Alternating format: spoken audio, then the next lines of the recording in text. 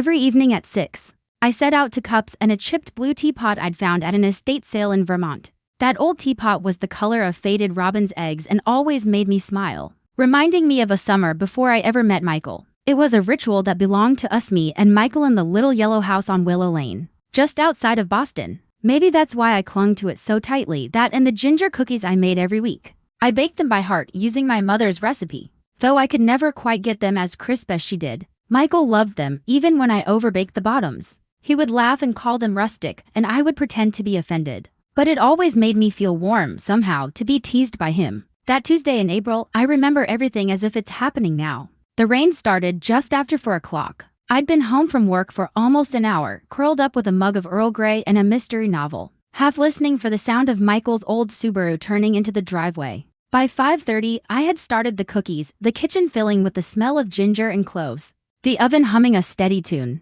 Outside, the rain grew harder, tapping a steady rhythm on the porch roof, making the world feel close, small, and safe. I liked our evenings together. Michael always came home late, but never so late that I had to worry. He worked as a project manager for a tech firm in Cambridge, and most nights he arrived with stories about his impossible boss or the latest disaster. With a product launch, I would pour our tea, set out the cookies, and we would talk, sometimes for hours, about nothing and everything. On the worst days, I would see the lines at the corners of his mouth, the way his eyes seemed shadowed with worry, but he would always say, "Everything's fine, Jules." I wanted to believe him. That night, I set out the teapot and cups, arranging them carefully on the oak table Michael had built for me the year we moved in. The kitchen was warm and bright, with yellow walls and checkered curtains I'd sewn myself. Sometimes I think I tried to hold onto that sense of home too tightly, like I could keep bad things away if I made everything beautiful and orderly. I remember glancing at the clock on the microwave, 5:58. I sat down and picked up my book, but I wasn't reading.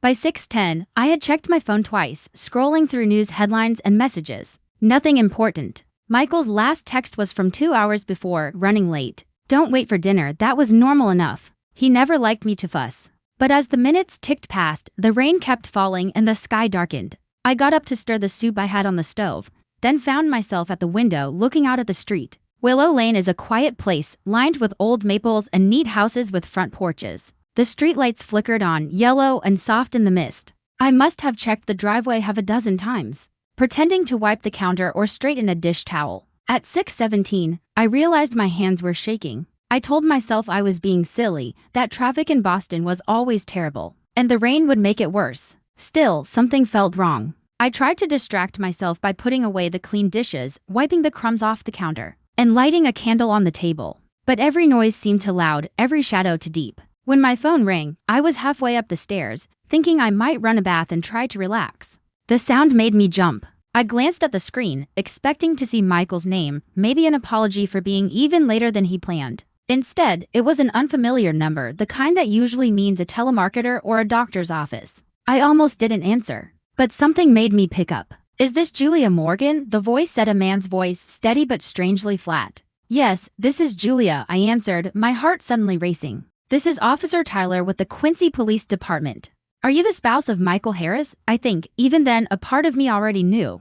There was something final in the way he spoke, a gravity that pressed down on me like a weight. "Yes," I managed. "Is something wrong?" There was a pause, just long enough for me to feel the world slipping away. "I'm very sorry, ma'am. There was an accident this evening on I-93. Your husband's vehicle was involved. I'm afraid he didn't survive." I don't remember what I said next. I think I thanked him, numbly, for calling. He told me there would be more information, that someone would be in touch about arrangements. I hung up and sat on the stairs, the phone still in my hand, staring at the pattern in the wood grain. The house was so quiet, except for the rain and my breathing, which sounded ragged and far away. The next few hours are a blur. I must have called my sister, Claire, because she showed up not long after, her coat soaked, mascara running down her face. She held me and I led her, both of us crying into each other's shoulders. I called Michael's parents in Vermont, his boss, and our neighbors Tom and Linda across the street. I don't remember what I said to any of them. The cookies sat untouched on the table, the tea cold, the whole house still smelling of ginger and loss.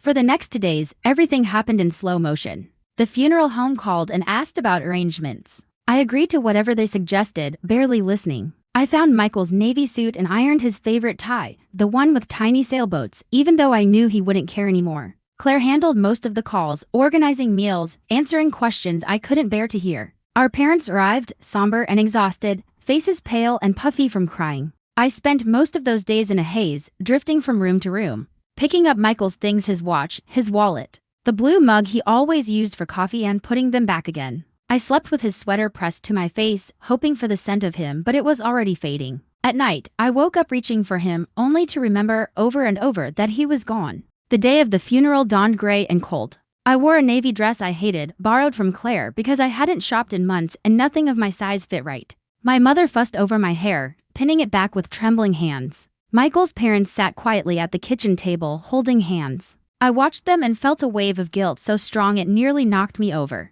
I didn't want to be the one left behind, the one everyone looked at with pity. The service was held at St. Mark's, a small brick church with stained glass windows and a creaky wooden floor. I sat in the front pew, my hands knotted in my lap, staring at the polished coffin and the spray of white lilies. People drifted past me, offering murmured condolences. Some faces were familiar neighbors, old friends from college, Michael's business partner from New York, Richard Evans, who had always seemed slightly too polished for our small town. Others were strangers, people from Michael's office, a few I didn't recognize at all. Their words washed over me like water, their hands squeezing mine too hard or not hard enough. "He was a wonderful man. I'm so sorry for your loss. If you need anything, please call." They all sounded the same, as if they were reading from a script. I nodded, smiled, said thank you, and wished they would leave me alone. Only two people felt real to me that day, my sister, Claire, and my best friend from college, Evelyn Price. Evelyn had flown in from Chicago that morning, arriving just in time for the service, her suitcase still in the trunk of her rental car.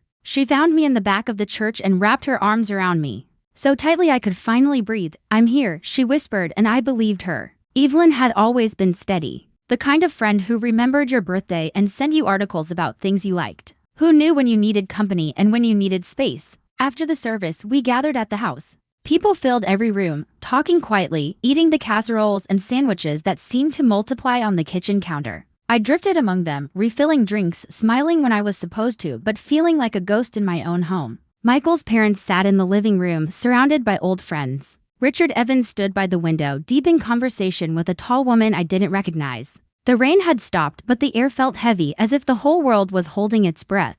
Claire stayed close to me, her face pale, her hands never quite still. She had always been the responsible one, the one who looked out for me after our father left, who picked up the pieces when our mother got sick. But now, she looked fragile, as if she might shatter at any moment. I noticed, for the first time, how tired she looked, dark circles under her eyes, her blouse stretched over her growing belly. She was 6 months pregnant and alone, her fiancé gone months before. I worried about her, even as I tried to hold myself together. Later, after most of the guests had left and the house was quiet again, Claire and I sat at the kitchen table, the empty teapot between us. She picked at the edge of her napkin, not meeting my eyes. "Jules," she said softly, "did Michael leave anything behind? You know, of money, or a will, or anything?" I looked at her, surprised. "I haven't even thought about it," I admitted. "I can't even find his checkbook, let alone." She cut me off, her voice urgent. I need to know. "I'm sorry to ask, but with the baby coming and everything with the apartment." Her voice trailed off. I reached across the table and squeezed her hand. "We'll figure it out," I said, though I had no idea what that meant. She nodded, wiping at her eyes, and for a moment, I saw the little girl she used to be before life had made everything so complicated. That night, after everyone was gone, I walked through the empty rooms, turning off lights, straightening pillows, and collecting the plates and glasses people had left behind. I paused in the doorway of Michael's study, looking at the desk covered in papers, the half-finished crossword puzzle, the mug of pens, and the old radio he kept tuned to jazz stations. I stood there for a long time, the silence pressing in around me, and finally, I let myself cry. I cried for Michael, for the life we had built, for the future that was gone. I cried for Claire, for her unborn baby, for all the things we would never know. In the morning, I woke to sunlight streaming through the windows. The world outside washed clean by the rain. For a moment, I thought everything was normal, that Michael would walk in with coffee and a smile. But then I remembered, and the ache in my chest returned. I sat on the edge of the bed, staring at the space where he used to sleep, and wondered how I would ever find my way through this new world. But I got up, made tea in the chipped blue teapot, and set out to cups on the table. I didn't know what the day would bring, or how I would survive it, but I knew this: the world had changed, and so had I. And somewhere, beneath the grief and the loss, I could feel something else stirring, a quiet determination to find out what Michael had left behind, and why. That was the day my story began again. The morning after Michael's funeral, the world felt strangely still. as if the universe had paused out of respect for my grief. I woke up in the half-light of dawn, sheets twisted around my legs, head throbbing from a restless, dreamless night. The air in the house was heavy, every room shadowed by loss. I moved quietly through the halls, not wanting to wake Claire, who had fallen asleep on the living room couch with a mug of cold chamomile tea beside her, and a blanket drawn up to her chin. I envied her sleep, shallow as it might have been. I made myself tea, pouring water into the chipped blue teapot with hands that trembled. I sat at the kitchen table, looking out at the gray garden, and tried to gather the energy to face the new day. The world outside was washed in early morning rain, glistening leaves and puddles on the cracked front walk. It all seemed so unchanged, and yet, I felt as if the earth had shifted beneath my feet. After breakfast, I wandered through the house, searching for something to anchor myself. I picked up stray napkins, folded a stack of laundry that Claire had started and abandoned, and refilled the bird feeder just for the comfort of routine. Eventually, inevitably, I found myself standing outside Michael's office, the door slightly ajar, his name still on the brass plate he had insisted on mounting himself. I hesitated in the doorway, heart pounding, as if I were about to intrude on something private. I stepped inside, closing the door softly behind me. The office was as Michael had left it, orderly chaos. Piles of papers, manila folders labeled in his brisk hand, reference books open to half-read chapters, a faded Red Sox cap on the back of his chair. The air smelled of cedar and old coffee, mixed with the faintest trace of Michael's aftershave. I breathed it in, missing him so intensely that my vision blurred. I sat down at his desk and ran my fingers over the smooth wood, feeling the grooves and nicks left by years of use. I didn't know what I was looking for. Maybe a note, a letter, some final message that would help me understand what had happened. I opened the top drawer, rifled through pens and sticky notes, thumbed past receipts and a broken watch. Nothing. It was in the bottom drawer that I found the key. At first, it was buried beneath a tangle of cords and a forgotten flashlight, the glint of brass catching my eye. I lifted it out, brushing off a layer of dust. The key was old and heavy, cold in my hand. Tied to it was a faded tag, the ink barely legible, Garage Summer St. For a moment, I just stared at it, puzzled. Summer Street meant nothing to me, at least, not at first. I turned the key over in my palm, feeling its weight, trying to remember if Michael had ever mentioned it. A vague memory surfaced, him offhandedly saying something about a storage unit in Cambridge. Just some old junk, he'd said. I hadn't thought about it again. Why would I? There was no reason for Michael to have secrets. Or so I thought. I slipped the key into my pocket and closed the drawer, my heart beating faster now. I felt a strange mixture of fear and curiosity, as if I were on the edge of something important and irreversible. I left the office and wandered back to the kitchen where Claire was finally waking up, rubbing her eyes. I told her I was going out, not saying where or why. She nodded, half asleep. Murmuring something about the baby kicking, I poured her some orange juice, pressed a kiss to her forehead, and stepped out into the morning.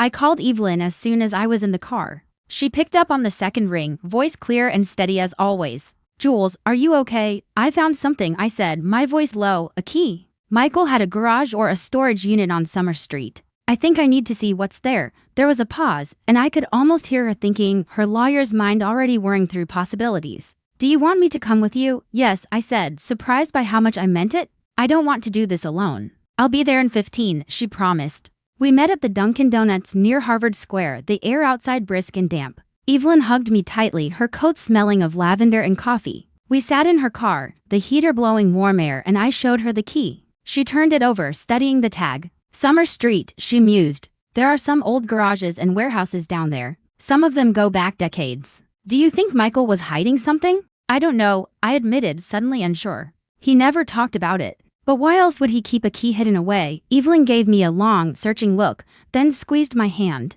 "Whatever it is, we'll figure it out together." We drove in silence through Cambridge, past rows of brick townhouses, tiny cafes with handwritten chalkboard menus, students on bikes weaving through the rain. My stomach churned with nerves and something like dread. It felt wrong to be doing this, snooping through Michael's secrets before I'd even scattered his ashes. But there was something about the key that compelled me, a sense that I needed answers. Summer Street was an unremarkable side road not far from the river, lined with old garages and low, red brick warehouses, most of them long since converted to artist studios or storage. We parked in front of a sagging green garage with a battered aluminum door, the number 46 stenciled in faded paint. The alley behind it was littered with damp leaves and broken glass, the buildings on either side looming, silent and indifferent. I hesitated, key in hand, staring at the rusted lock. Evelyn stood beside me, her presence grounding. "You can do this," she said softly. I nodded and slid the key into the lock. It turned with a stubborn click. The garage door creaked open, revealing a space shrouded in shadow. I stepped inside. Heart hammering in my chest, the air was cold and smelled of oil, dust, and old paper, a scent I would come to associate with secrets and grief. I fumbled for a light switch and found one, flooding the room with harsh yellow light. Inside, the garage was bigger than I expected. The walls were lined with shelves, each crammed with boxes, folders, and a scattering of old tools. A battered workbench stood in the far corner, covered in layers of dust. There was a folding metal stool, dented and paint splattered, and a broken lamp hanging from the ceiling. For a moment, I just stood there, taking it all in. Evelyn moved quietly beside me, opening boxes, reading labels. "What are we looking for?" she whispered. "I'm not sure," I replied, my voice sounding thin and far away. "Anything that explains any of this." I opened the nearest box. It was filled with receipts, old photographs, and faded postcards. The receipts were from years ago, for things I didn't recognize: tools, electronics, even a rent receipt for a flat in London, of all places. I frowned, pulling out a folder marked T. "Henson, T. Henson," Evelyn repeated, peering over my shoulder. "Who's that?" "I have no idea," I said, opening the folder. Inside were photographs, dozens of them, many of Michael, some with me, but most with a woman I didn't recognize. She was about my age, with dark hair and a sharp, infectious smile. They stood together on a beach, the wind in their hair, the sun bright overhead. There were photos of Michael and the woman with a young boy, maybe 8 or 9, his features unmistakably like Michael's brown hair, the same crooked smile. I stared at the images, my hands shaking. The woman's name, scrawled on the back of one photo, was Tessa Henson. I turned to Evelyn, trying to process what I was seeing. "Who are they?" I whispered. Evelyn took the photos, examining them closely. "She looks British," she said, pointing to a receipt from a London address. "Look at these bank statements, wire transfers." Michael was sending money overseas. Thousands of dollars, every year. The room felt suddenly colder. I tried to breathe, but the air felt too thin. What had Michael been doing? Who was this woman? And why had he kept all of this hidden? Evelyn found another box labeled legal. Inside were more documents, contracts, correspondence. Letters addressed to a Daniel Henson, some postmarked from Manchester, England. The date stretched back more than a decade, up until a few months before Michael's death. At the bottom of the box was a thick folder stamped confidential. I hesitated before opening it, almost afraid of what I would find. Inside were medical records, dozens of them, some familiar, most not. Scans, lab results, doctor's notes written in looping, unfamiliar handwriting. The diagnosis was clear: pancreatic cancer. The earliest records were from over a year ago. Michael had known for months, maybe longer, and never told me. The ground seemed to tilt beneath my feet. I sat down hard on the metal stool, clutching the folder, unable to move. I felt a wave of anger, sadness, and disbelief. Why hadn't he told me? Did he think I couldn't handle it? Or had he been trying to protect me or himself? Evelyn knelt beside me, her hand on my shoulder. "Jules," she said softly. "I'm so sorry," I couldn't answer. I felt hollow, like a shell, as if my entire life had been rewritten in the space of a single morning. I don't know how long we sat there in silence, surrounded by the evidence of Michael's secret life. I tried to piece together the story, but nothing made sense. Why had he kept these secrets? Who was Daniel Henson? What connection did Michael have to London and Tessa? As I stared at the photos, lost in thought, I heard a noise behind me.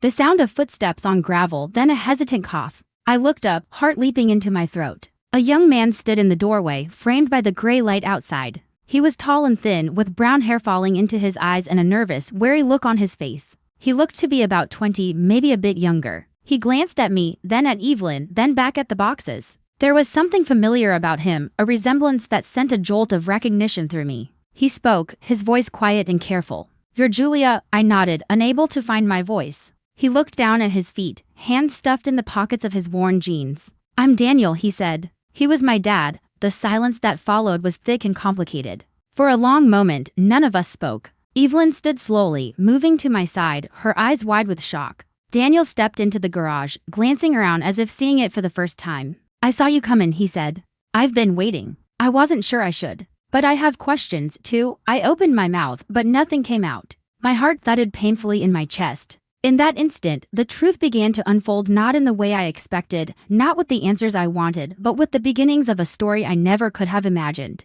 The three of us stood there in the old garage, surrounded by secrets and the weight of everything Michael had left behind, knowing that nothing would ever be the same. Sitting in that old garage with Daniel and Evelyn, surrounded by decades of Michael's secrets. I felt like the ground had opened beneath my feet. But after the shock passed, A different urgency took over, a need to make sense of what my husband had left behind. Daniel watched me warily, unsure of how much to trust this strange new family he discovered. But he looked so lost that my grief softened into something like compassion. We left the garage together, the three of us, stepping out into a drizzle that felt like it would never end. Daniel suggested we talk somewhere warm, so we ended up in a corner booth at Emma's Diner, an old place with red vinyl seats and the kind of coffee that tastes like burnt toast. Rain streaked the wide windows, turning the city outside into a smear of gray and yellow light. For the first few minutes, no one spoke. Evelyn sipped her coffee and kept glancing at me as if trying to silently offer strength. I fiddled with the chipped sugar bowl, unsure where to start.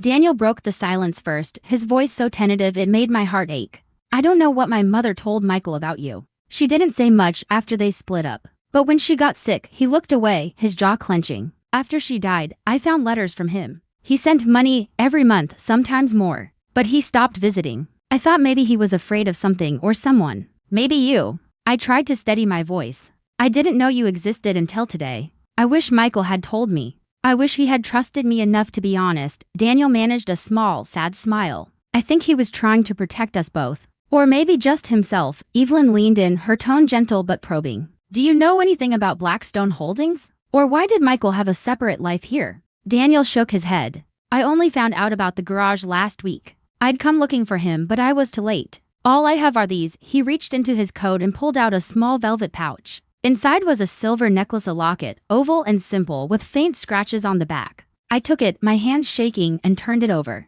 On the edge, almost invisible, was a tiny code etched into the metal, A974B. I looked at Daniel, who shrugged. No idea what it means. I thought maybe a bank box. Or a safe? The rain picked up, drumming on the roof of the diner as I opened the locket. Inside was a faded photograph, Michael as a young man, standing on a pier beside a woman who must have been Tessa. Their faces were close together, arms around each other. Underneath the photo was a folded slip of paper so thin I worried it might tear. On it was a bank account number and the words Blackstone Holdings, Delaware. My pulse quickened. Michael's secrets were stacking up, and I was only just beginning to glimpse their size. After we left the diner, Evelyn offered Daniel a ride to his hotel. I thanked her with a look. I needed time alone in the house to try to absorb the truth. When I stepped inside, everything felt strange and unfamiliar, as if the world had tilted and my home was full of shadows. I wandered from room to room, drawn to Michael's study again. There, behind the row of battered novels he'd loved, I found another envelope, sealed and heavy.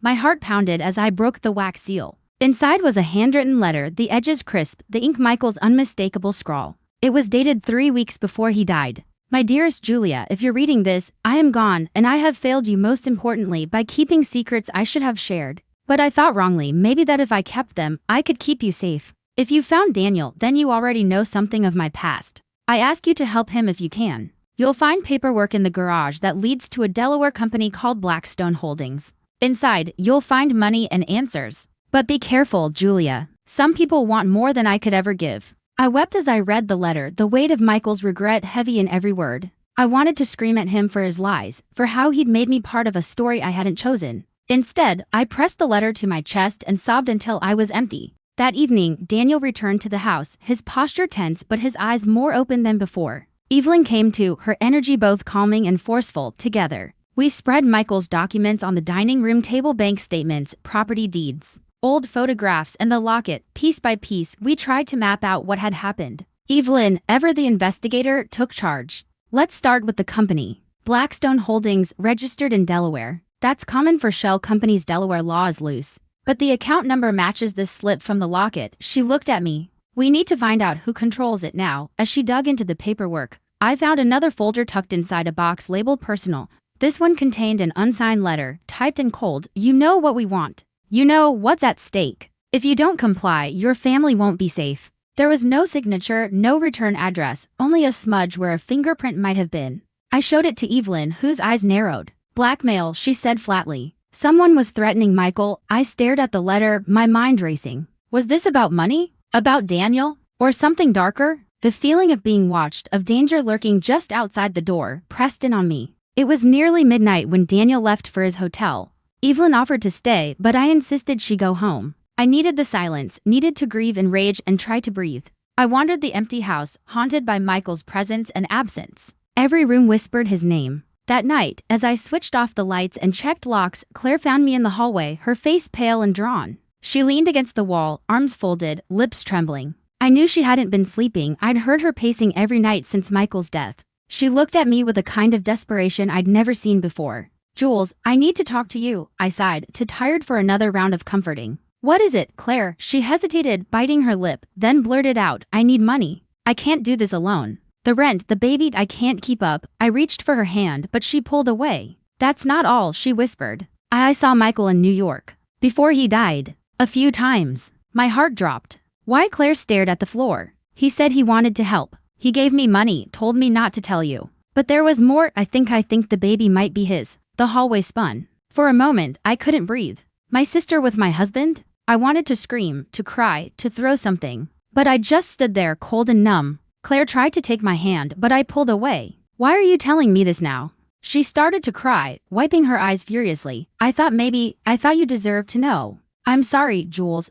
He said he would take care of me no matter what, but now he's gone." I walked away, needing air, needing space. I went outside, standing on the back porch in the cold night, staring at the black sky. The world felt too large, too empty. I'd lost Michael twice now, once to death and once to betrayal. I must have stood there for half an hour before I went back inside. Evelyn was waiting for me in the kitchen, having let herself in with the spare key I'd given her years ago. She took one look at my face and opened her arms, and I collapsed into her, sobbing so hard my ribs hurt. When I was finally able to speak, I told her everything about the letter, the blackmail, Claire's confession. Evelyn listened in silence, her grip on my hand never loosening. When I finished, she nodded, as if she'd expected some twist all along. "We need to talk to Mr. Bentley," she said quietly. "Michael's family lawyer. He's the only one who can help us make sense of this. If there's a will, he'll know where it is. And if there are threats, he'll know what to do." The next morning, after a night spent staring at the ceiling, I called Mr. Bentley's office.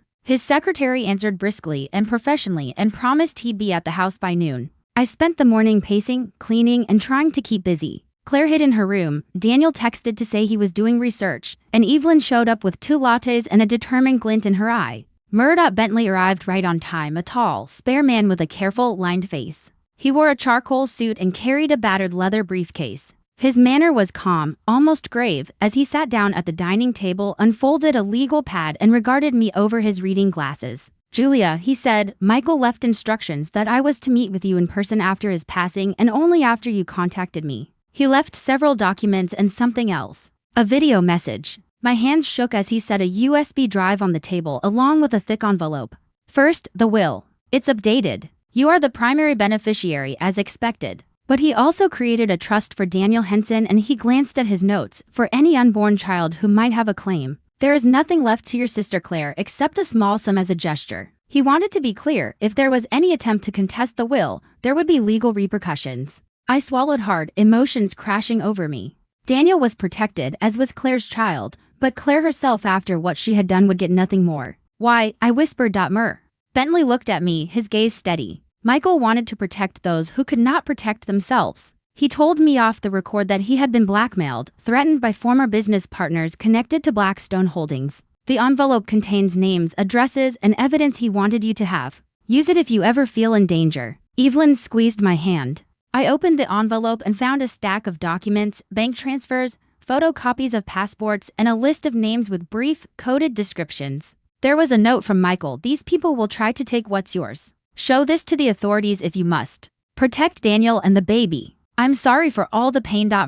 Bentley plugged the USB into my laptop and clicked play. Michael's face appeared on the screen, pale and thinner than I remembered, his eyes red-rimmed but steady. "Julia, if you're watching this, I am sorry. I know what I've done and what I failed to do. I loved you. I never stopped. I couldn't protect everyone. I hope one day you'll forgive me. Use the evidence I left to keep yourself safe. Don't let anyone take what's yours." The video ended. The room was silent except for the hum of the refrigerator and the distant sound of birds in the garden. After Murdoch Bentley left, I sat at the table with Evelyn, Daniel, and the ghosts of Michael's secrets. I felt older, battered, but no longer helpless. I wasn't sure what would happen next. But I knew one thing: the truth, no matter how twisted, was finally mine to hold. When the video ended, the world was silent. The screen faded to black, and for a few moments, all I heard was the faint hum of the refrigerator and the soft, steady breathing of Evelyn and Daniel beside me. I pressed my hands into the worn wood of the dining table, feeling the grain under my fingertips,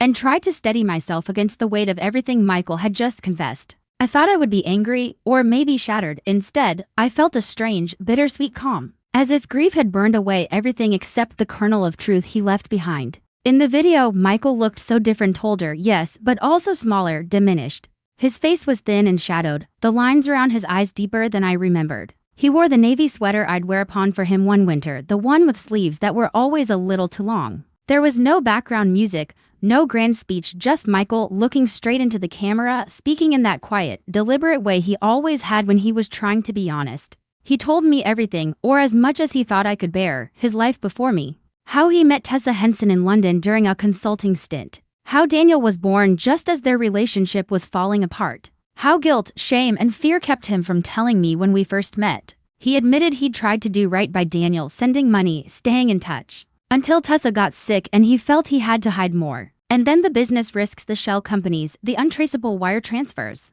the promises he made to people he shouldn't have trusted, the threats that followed him back to America, the warnings that grew louder as his health began to fail. And finally, Claire, her loneliness, her resentment. How he tried to help her but failed to draw the line. His voice broke when he spoke of her betrayal, and for a moment, I saw him not as my husband but as a flawed, frightened man, cornered by his own mistakes. "Julia," he said, voice cracking, "if you're watching this, I'm gone.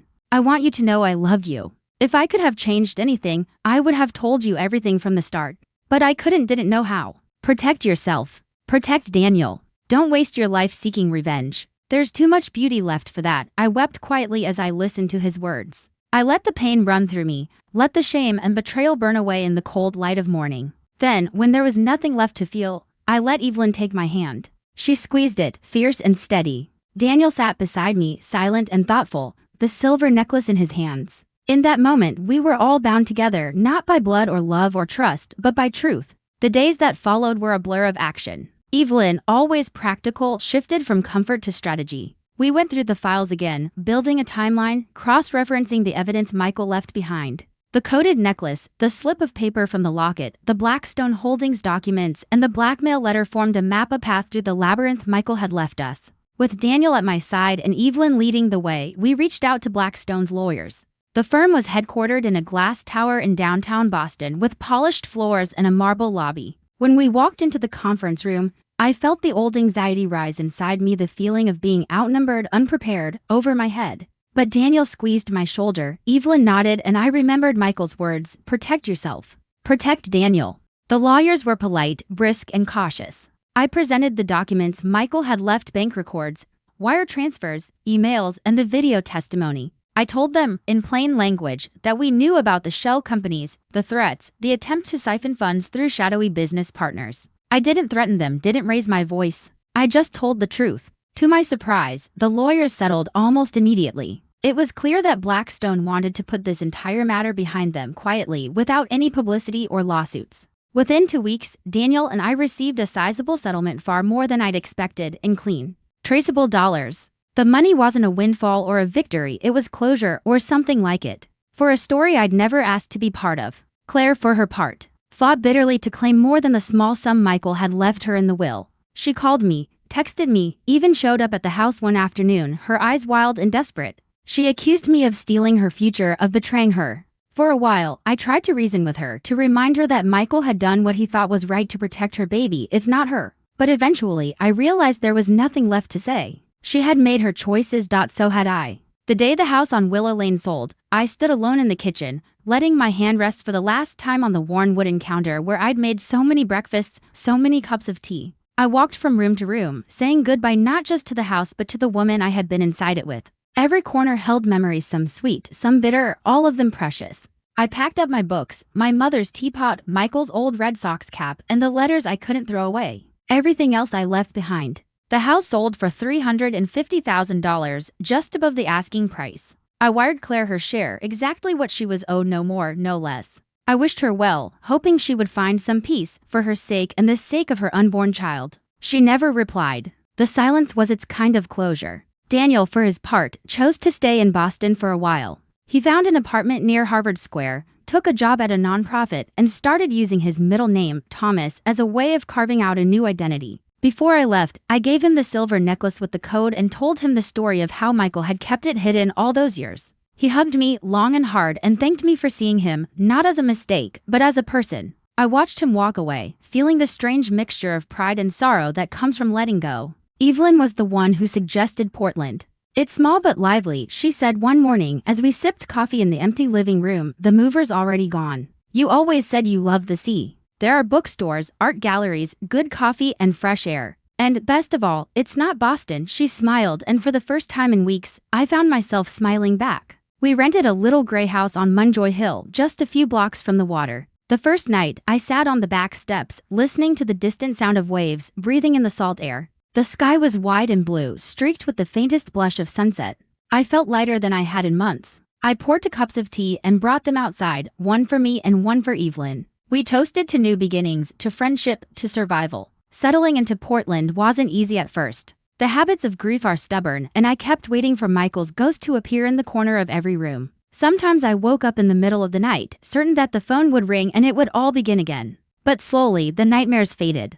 I started working part-time at a little bookstore on Congress Street, shelving paperbacks and making recommendations to the regulars. I took long walks by the water, letting the wind blow the last remnants of my old life out to sea. Evelyn, ever the organizer, threw herself into her work and into helping me build a new circle of friends. She introduced me to a group of women who met every Thursday at a bakery for coffee and laughter. Some were single, some married, all of them a little battered by life, all of them kind. For the first time, I felt a sense of belonging that had nothing to do with Michael, nothing to do with Willow Lane. I kept in touch with Daniel, now Thomas, who called once a month to check in. We talked about his job, about the classes he was taking, about the ways he was healing. He never once blamed me for what happened, never once asked for more than I could give. He was, in his way, family, a reminder that sometimes the people you choose mean more than the ones you're born with. As for Claire, the last I heard, she had moved to New York, taking a job at a small accounting firm and raising her baby on her own. She sent a brief note after her daughter was born, a photograph, no words, just a soft,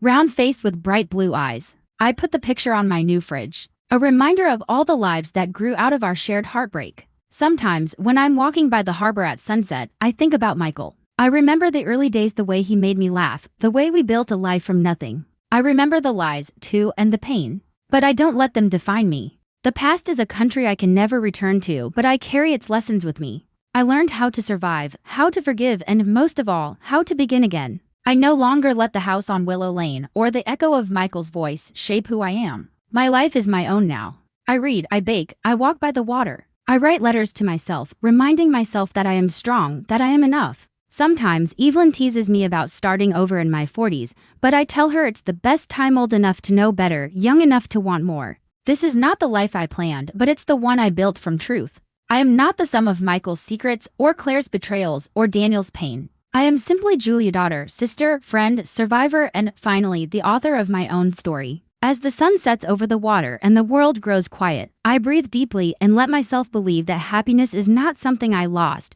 but something I am still learning to find every single day.